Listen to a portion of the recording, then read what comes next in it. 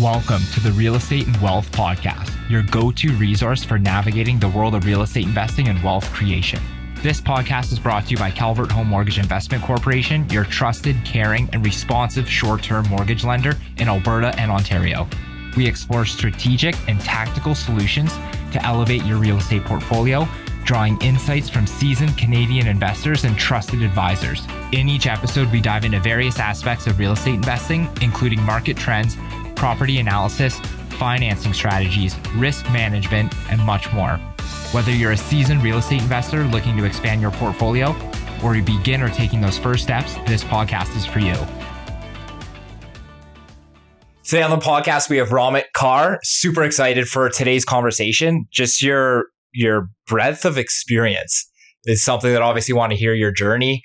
I know obviously in the past you've done digital marketing, product management, a whole bunch of different leadership roles in well-known companies. Maybe give us an overview of your journey, how your path kind of came to be as a starting point, and how that essentially impacted you to create where you're going Yeah, absolutely. Right now. So let's see, where do I start? A couple lifetimes ago, I was a consultant for McKinsey and Company. And so I was management consultant. I was working on lots of different projects. Mainly, I was working actually in Silicon Valley for tech companies. And so I worked at McKinsey for close to 4 years. I got to that point in time where, okay, this is great. I thought McKinsey would be a 2-year stint. That became 3 years. That became 4 years. They were pushing me to the next level. And then that's when I decided, okay, I got to get off this train. And the large part behind that was I wanted to do stuff rather than tell people how to do stuff. Mm-hmm. And so I left McKinsey. Shortly thereafter, I joined up actually at Uber. And so I was the general manager for Western Canada. And so this is the early days of Uber. This is during all those wonderful fights with mayors, governments, provinces, regulators, you name it. That's when I was there. And so I'll say, I'm happy to talk more about that. But in short, it's like high highs and low lows along the way. High highs being built a 9-figure business from scratch. Ended up launching one of the earliest UberEats markets in the world as we were just trying to figure out what this model was, what is UberEats and how does that work?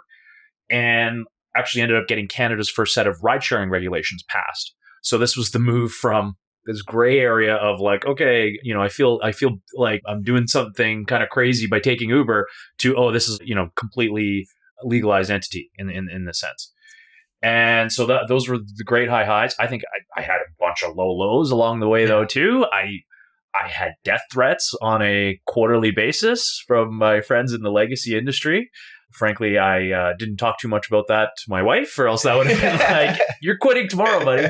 And so I was safe in the end anyways. I spent close to 3.5 years at Uber. And I kind of had this interesting epiphany when I had my second child. And so I had taken some pat leave at the time. And quite frankly, my wife, it was our second child, so she knew what was going on. So I wasn't particularly useful at home while I was on pat leave. And so they kind of gave me a little bit of time to just sit there and think and navel gaze and kind of really try and be like, okay, well, do I really want to continue down the Uber road, or would I like to do something else? And eventually where I got to during that pat leave was, okay, if I'm the age 45 and I haven't started something by that age, I'm going to kick myself. And so it really turned into some sort of regret minimization. And quite frankly, there was bits of it during the Uber experience where there was entrepreneurial ideas that were popping up that kind of resulted in where I went to next. And so after Uber, I joined a large venture capital firm in Canada called Inovia Capital. And so I joined as something called an entrepreneur in residence.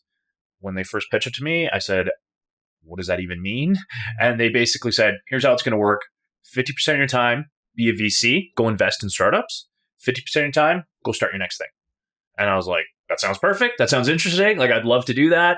Really went hard into the investing side of the equation, made some investments, became a board partner with Inovia for a long period of time. But then eventually that itch was still there. And so I started a company called Placeholder. Placeholder, in short, what we first started was, and I'm happy to give in the origin story of where those ideas came from, but it started as basically Airbnb for office space. And what we were doing was pairing maybe small companies of like 5 or 6 people with a large company that might have a large space and maybe have 10 desks in the corner that isn't being used. And so that's what it started as. In the midst of us taking off, we started to gather a bunch of revenue. The pandemic started. And so as you could expect, as I'm talking to investors and I'm saying, hey, maybe you should invest in this new business. They're like, yeah, why don't you come back in a couple of weeks when this pandemic thing is over? And so we said, yeah, sure. No, a couple of weeks, no problem.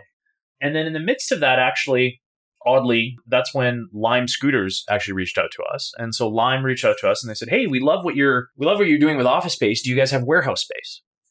And we said, okay, fine, we'll try this office space. And we'll try warehouse space. We haven't done anything in this area. We went down the road of going into warehouse space. And at the time, it's like we put our first ad up for our first office warehouse space that we got in Mississauga.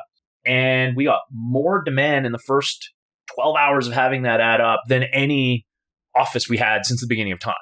And so, mind you, there's something going on that we didn't realize at the time. So this is during the pandemic. This is when people were hoarding toilet paper. You couldn't get PPE. You couldn't get sanitizer. There was this weird time. And so supply chains were drastically broken. And so then that's when we started to go into there. And then we ended up closing, tens of millions of dollars in transactions in the warehouse and industrial space across multiple different cities. We started to expand.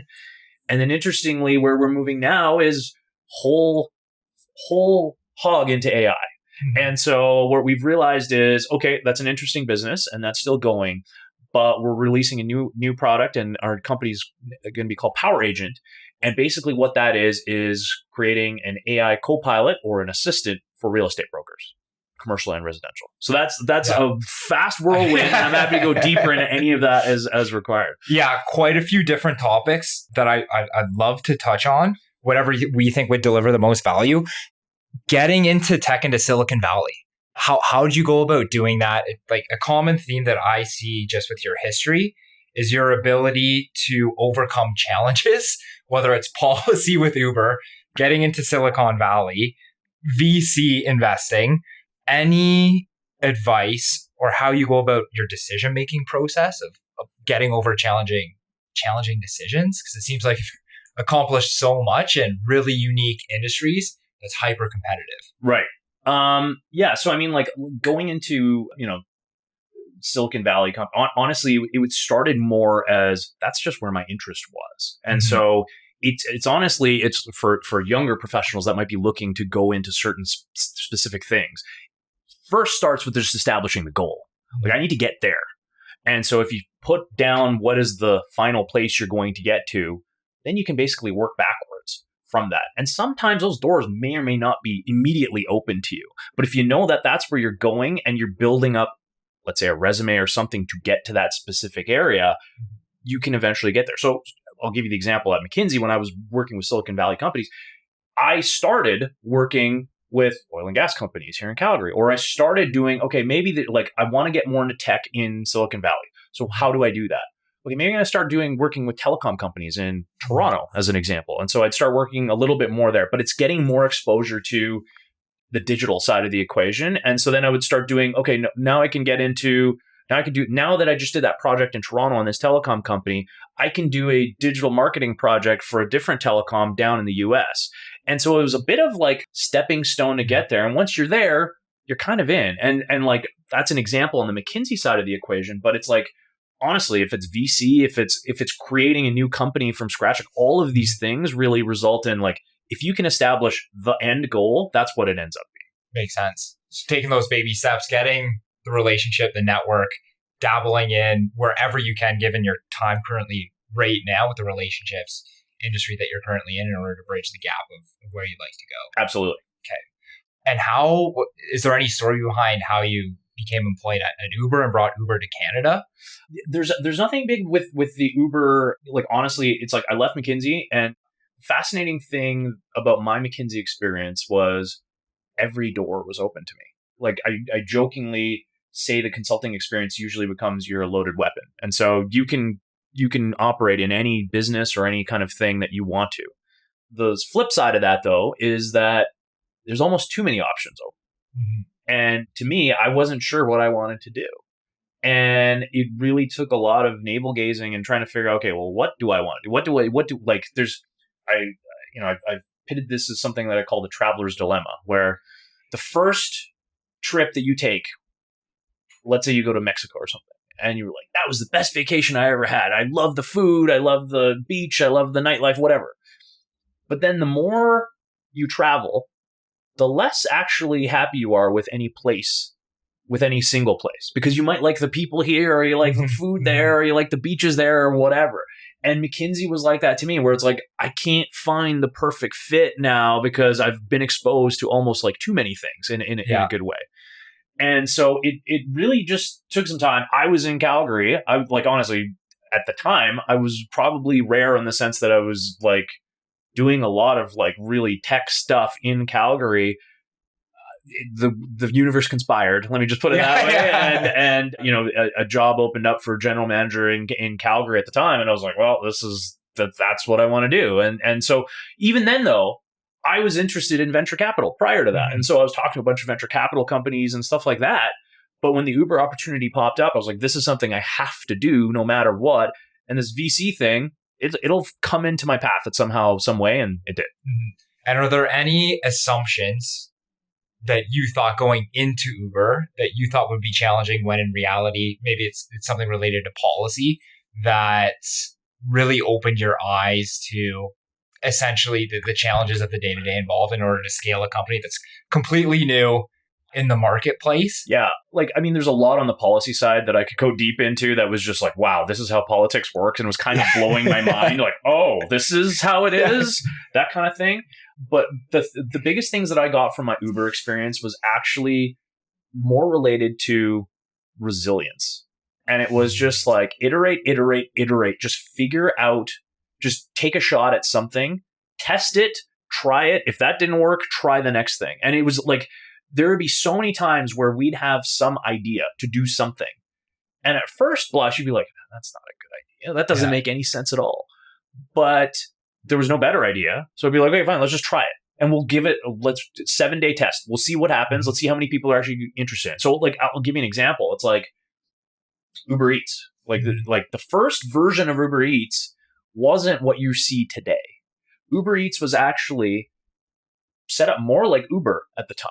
And what I mean by that was the whole intent behind it was you push a button and food is going to be delivered to you in 5 minutes. Now, what that means is you can't have as much selection as you have right now.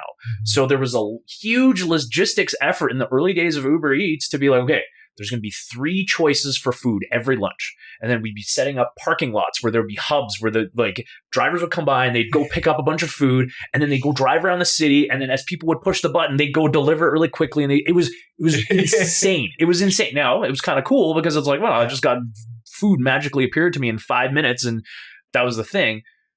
But all I'm trying to say is like we spent a lot of money and because we thought that was a thing. What was that based on? It was based on the same logic that Uber was. People pushing the button, getting a ride in 5 minutes. That was the magic experience. We thought that was the same thing with food. What we started to realize over time is actually, no, people are willing to wait a little bit more. They're okay to wait a little bit more because they want more selection on the different foods and stuff like that.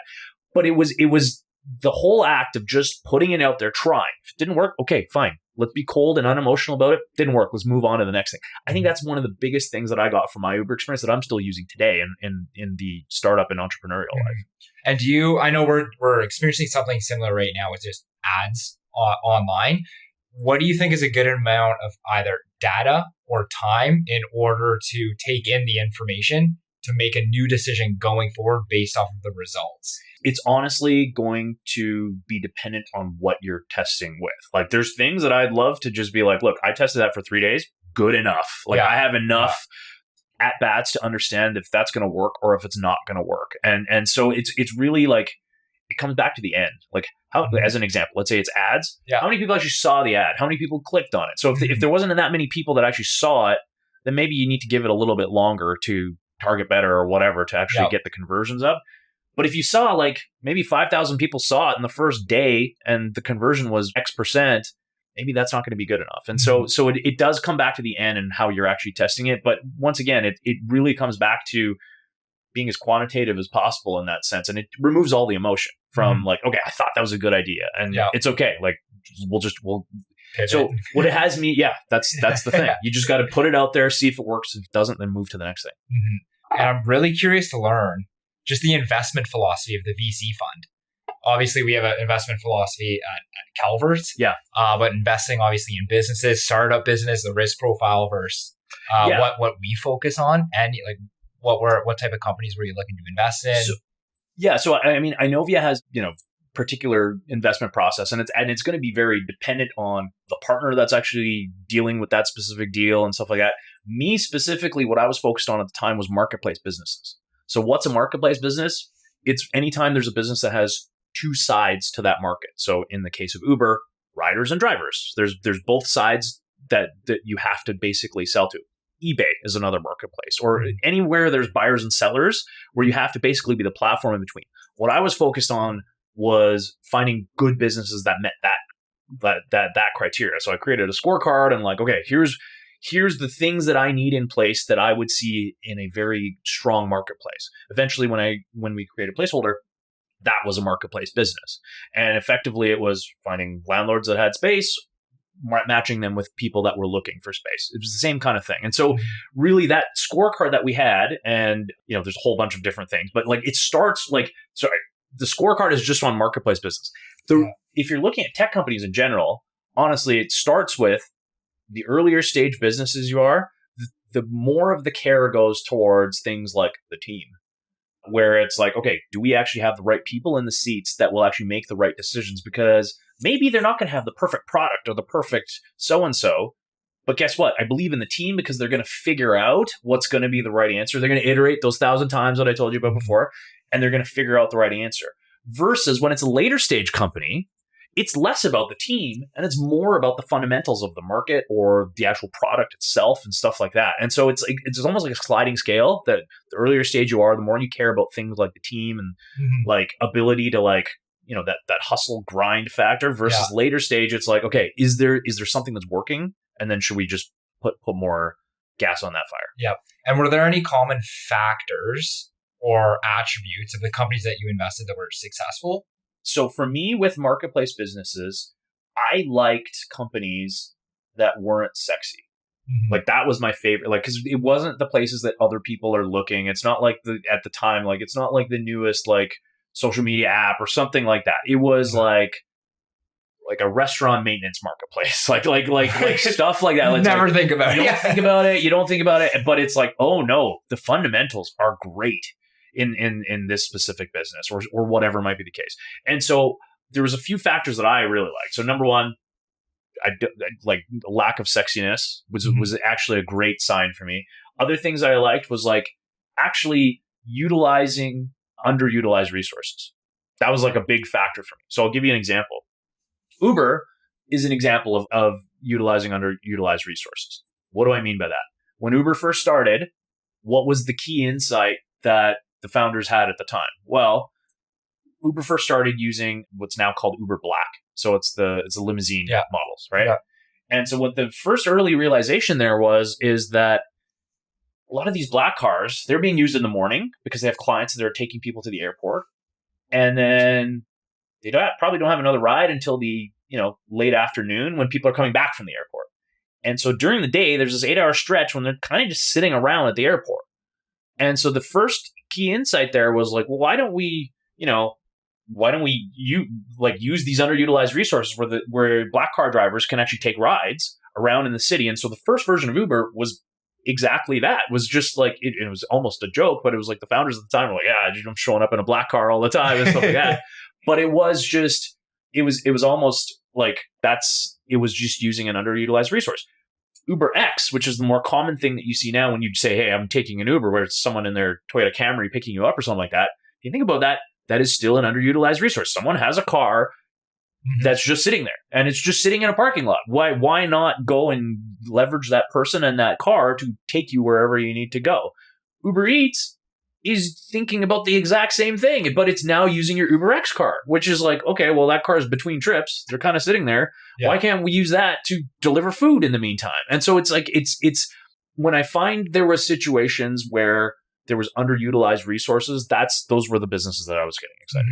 And did you have any specific process or questions that you would ask in order to uncover Like, because I find we go over so many assumptions, and whenever we review companies or opportunities, Yeah. you go over, or you could just be super honed in on one specific category or segment. But do you have any specific to me, so I actually wrote a blog on this that you could Google, but it's basically like, it's like, okay, here's my marketplace scorecard, and I think it was like 12 or 13 points. I can't even remember half of them right now because it was so long ago, but it was effectively like, okay, look, if there's underutilized resources, there's a scorecard, and if it got over this, that's something that I would actually want to look at. It's not to say that if it's under, it's not a good company. It just means that there's more risk, and is there more mitigations against those risk factors than that aren't accounted for in the scorecard. But yeah, we'd use a rubric to be basically say that one checks a lot of boxes. So let's look at that one a little bit. And so you're looking at like RRR,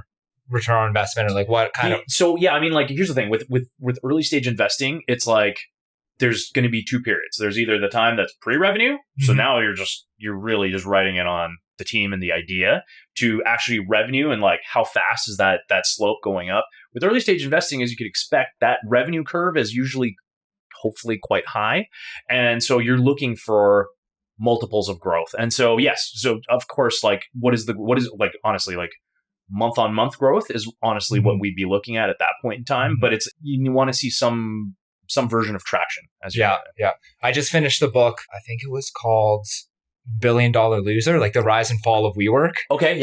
Super fascinating story on how they were just basing projections for years just over the amount of office space that they could grow. Yeah. Even though they were losing billions and billions of dollars over a period of time. I mean, like when I started Placeholder, that's when we were seeing what was happening with WeWork. And so our whole like actual start was, okay, we're the anti-WeWork. We're not gonna have the asset risk. We're only making deals with tenants and landlords, and that's how it's gonna be. It's gonna be direct one-to-one relationship. There's no like taking on the asset risk, because we were seeing what was happening with WeWork and what happened. Grew too fast and just scaled way too quickly, and offering incentives where in the story said they were giving out 1-2 year leases for free just to get market share, and just growing at a wild race.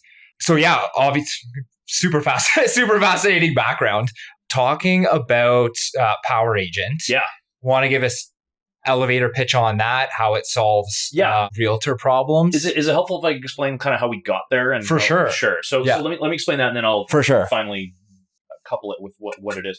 So it was interesting. When I was at Uber, I was looking for office space myself. And so this is when the first kernel of like, okay, there's something off with this industry that I'm noticing. So I was looking for office space myself. It took us, I'll go deep. Like, I remember I got the brochure, or the pamphlet for all the different places. Yeah. And I was adding, a few people a month or something like that. I'm like, I don't want to sign any long-term contract. I need to grow. I'm going to outgrow any space that you're going to give me. So I need something more flexible. And so they said, yeah, sure. You just have to sign a 10-year lease. And I was like, well, that's not going to work. And I was like, okay, fine.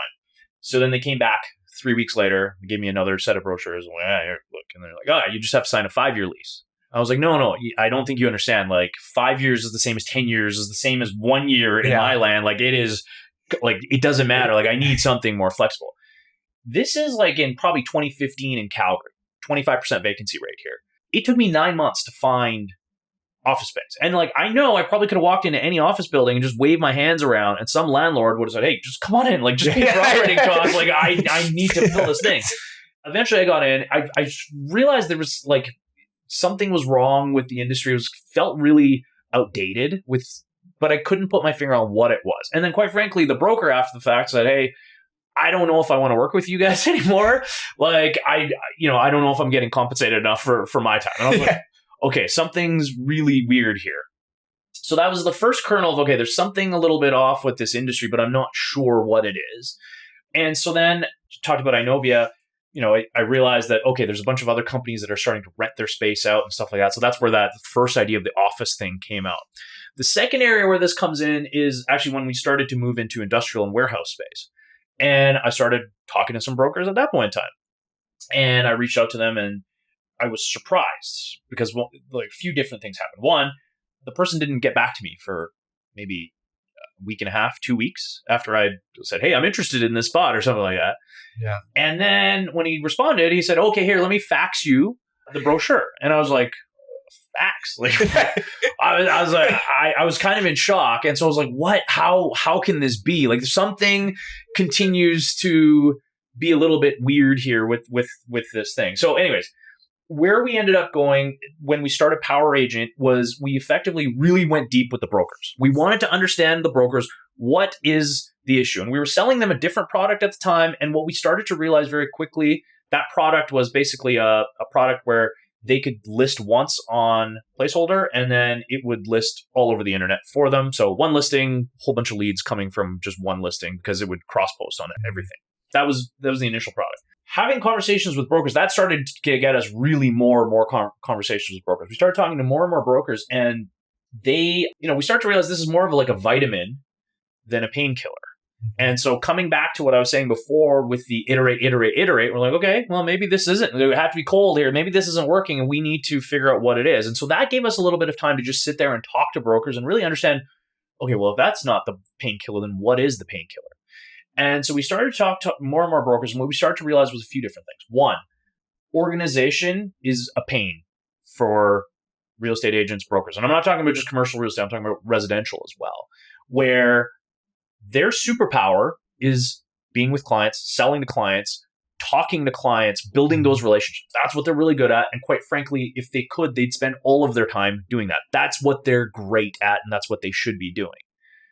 But upwards of anywhere from 35 to 50% of their time was spent trying to keep themselves organized, whether that's like putting stuff into a CRM. Mm-hmm. Like I was talking to some brokers that would literally be like showing me his duotang. He pulls up his duotang. He's like, this is my thing. This is what I've been using for the last 30 years. This is what keeps me organized. And I was like, oh, wow, okay.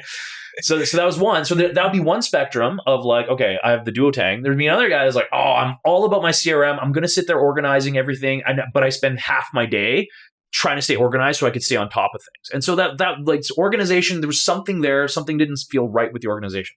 Two, what we kept hearing from brokers is leads are my lifeline, and it matters how quickly I respond to them. So meaning someone reaches out about a specific property they have, about a house, whatever. Brokers, agents can't take a vacation. I see it all the time. Like even if you go on vacation, you'll see who's a real estate broker because they're the ones like, oh, I got to text this person back right away and blah blah. And like the thing that we kept hearing is like that is my competitive advantage. How fast and how quickly I can actually respond to people that are reaching out to me. And so oftentimes it's like they don't get a break, and they can't, because if they do take a break, that person that just reached out can just go down the street to the next broker, and that person will respond to them. And so it is a lifeline there. And then the last thing is actually related to how they adopt technology. And so I've told you the story about the fax and stuff like this. I don't slight the person that tries to send me. I really don't, because they've had a system that's basically worked for the last 10, 20, 30 years. And like, why do I need to like change my process because this system works? And I can empathize with that. So just to reiterate, what I'm hearing is organization. What I'm hearing is leads matter. And guess what? It can't be like, I can't do something that's different than what I'm doing right now.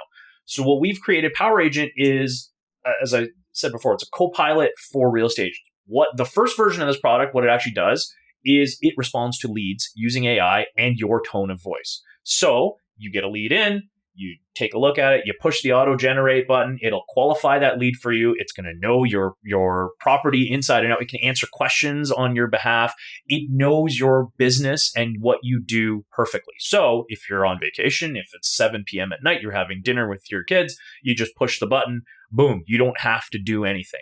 Now, that's where it starts, when it's basically an assistant that lives in your email box. Where it grows, though, is kind of where the future goes. And that's where we start to see real fun things. Like the ideal thing is we have this assistant that's not just sitting in your email box. It's sitting on your phone calls. It's sitting in your SMS text messages. It's sitting in your social media if you're interacting with clients there. And what it's doing is it can do the same thing, auto respond to what you would want to say, or using your tone of voice and how you would actually do it. But then it also is pulling together all of those client insights across all of those different channels where you aren't actually punching anything into a CRM. It's actually keeping those things all aligned for you. So as an example, let's say you're on a call with your client and you just talk to them for 30 minutes. Okay, you're done that call. PowerAgent comes in, says, okay, here's the key takeaways of that call. I'm going to set up that meeting that you talked about for next Tuesday. It's already in your calendar.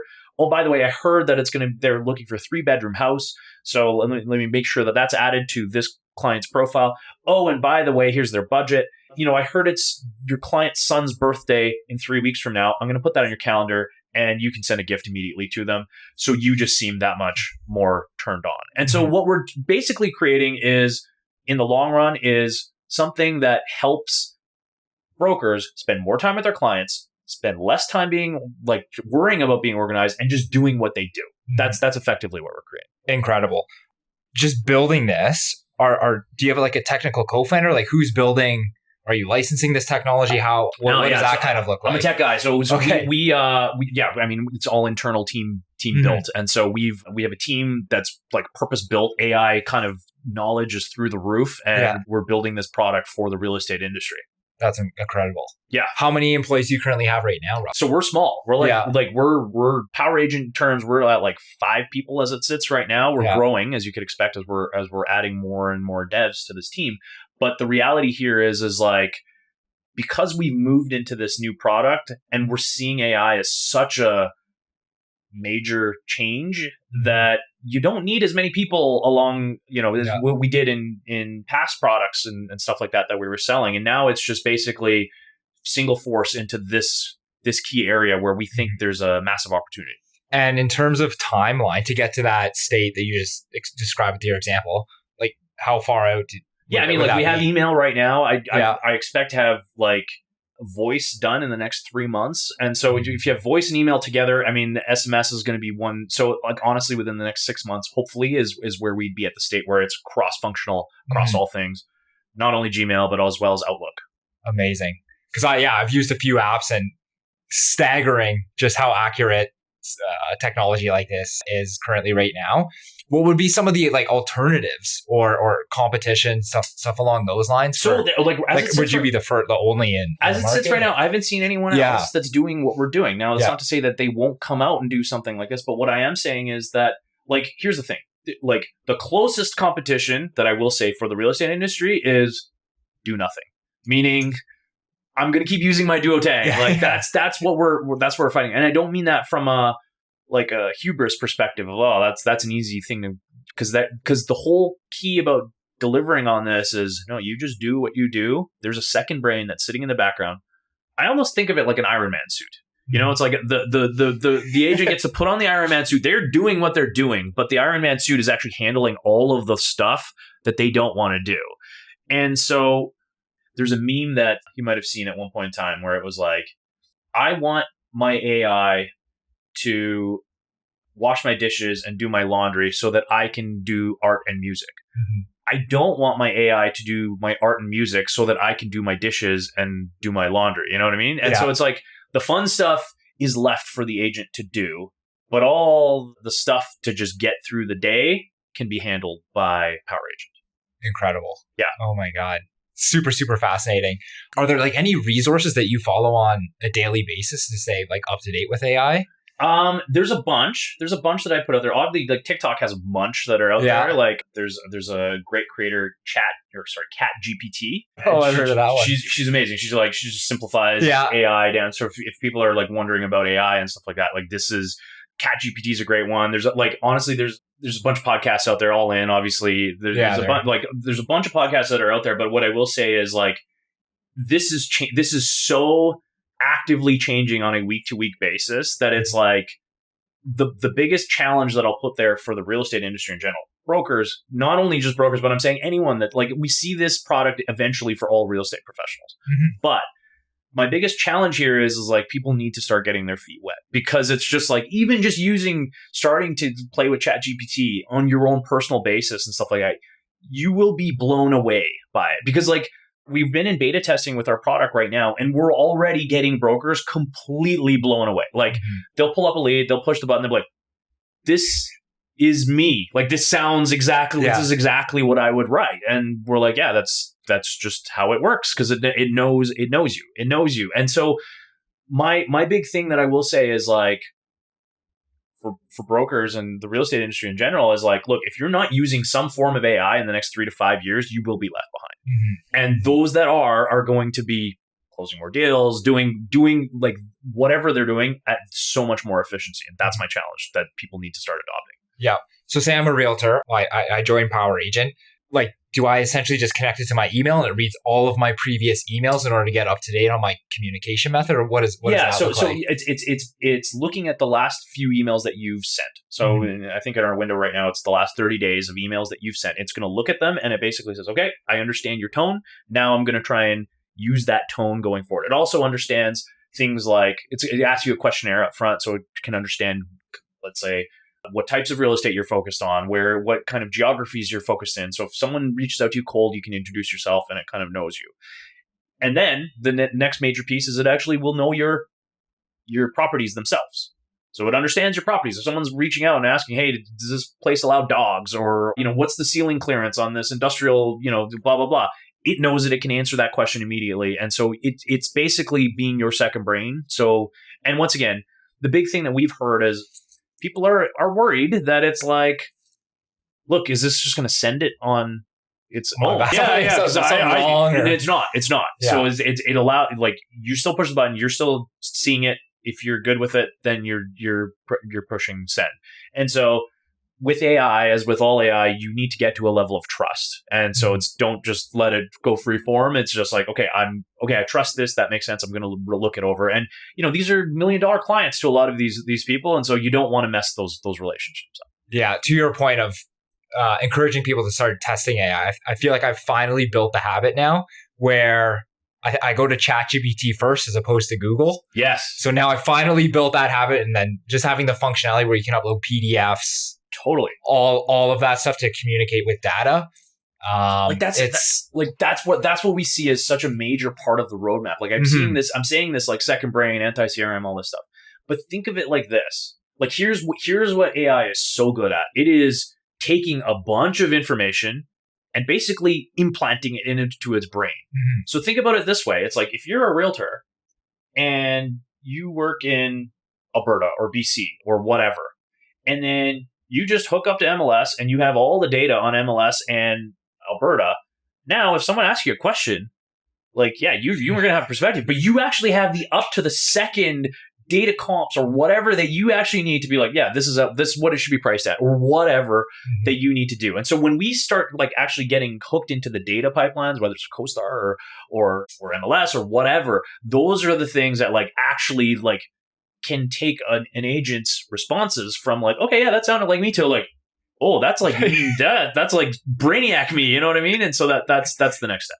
Incredible. Are you able to share like what the cost is for realtors who are interested, or are you at that phase right now? Or? Yeah. So I mean, honestly, it starts at like $30 a month is where it would start. As we tack on more features and stuff like that, that'll change. But as it sits right now, it'll be as cheap as $30 a month. Yeah. And that's totally reasonable with given.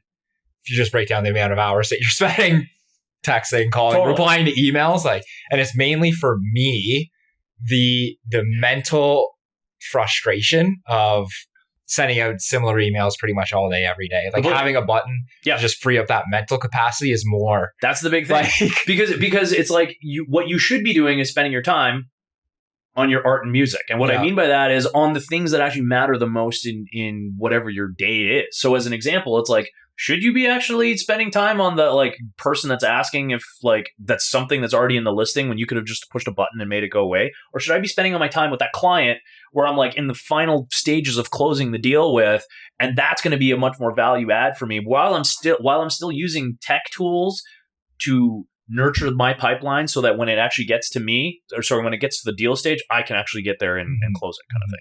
And then in terms of the go-to-market strategy, like, are you focusing on the big brokerages once product development? What we're actually focusing on first is the brokers themselves. Like we're going direct to broker, because this is honestly, it's the biggest value to them immediately. Like, oh, this is saving my time. I get one click within a few seconds. I don't have to think. I can spend my time thinking about my clients. Like, I can close more deals.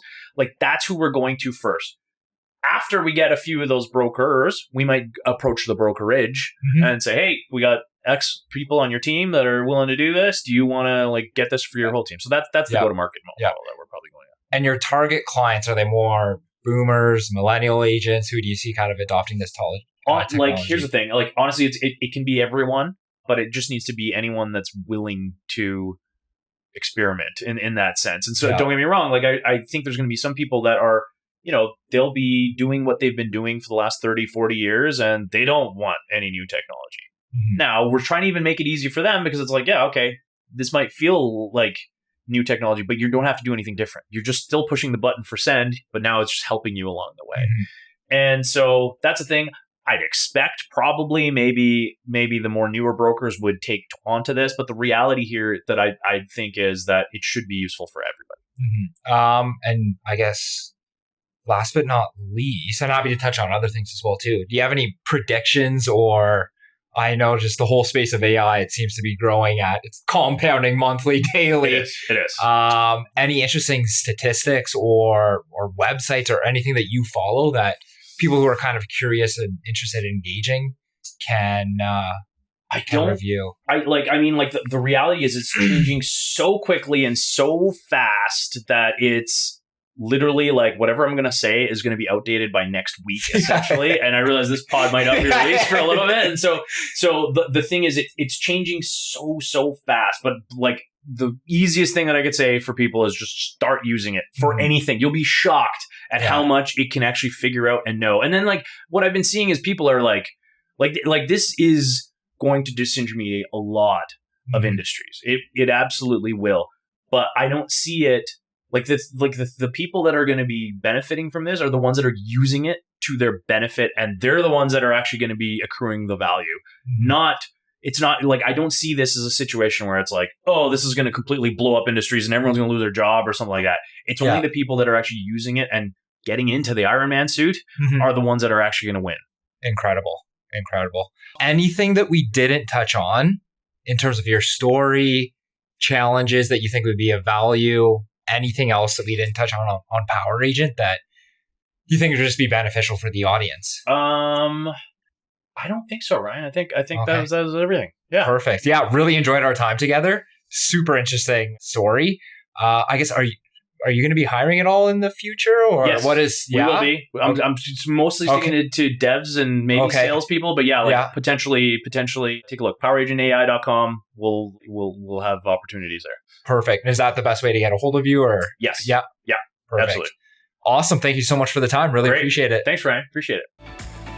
That wraps up another episode of the Real Estate and Wealth Podcast. Be sure to hit that like button, share with fellow real estate enthusiasts, and subscribe to stay in the loop on all upcoming episodes. Get in touch with the team at Calvert Home Mortgage Investment Corporation by calling them at 1-888-752-4642 or email admin@chmic.ca.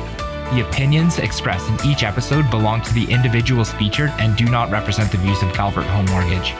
While we provide valuable insights, consulting with qualified professionals ensures that your unique financial circumstances are carefully considered, aligning your investments with your long-term objectives. Calvert Home Mortgage Investment Corporation is not a financial advisor, and we cannot advise you on making investments. There are risks to investing in real estate and the potential that you can lose all of your investment.